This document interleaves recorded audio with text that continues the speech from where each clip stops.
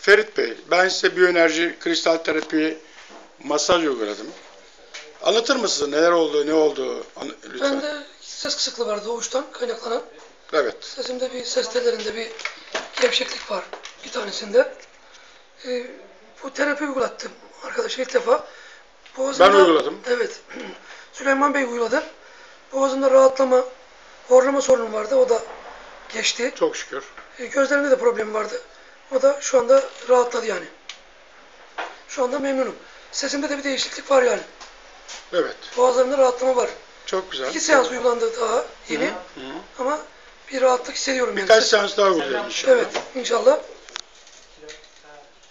Evet. Memnunsunuz. Memnunum, evet. Eşinize, dostunuza tavsiye Tavsiye edebilirsiniz. ederim yani, evet. Değil mi? Evet. Güzellikler paylaşılarak daha güzel olur. Paylaşılır, evet. Evet. Paylaşılır, Peki, güzelleşir. Allah şifa versin. Yüce Rabbim şifa versin inşallah. İnşallah, inşallah. Görüşmek üzere. Sağ olun.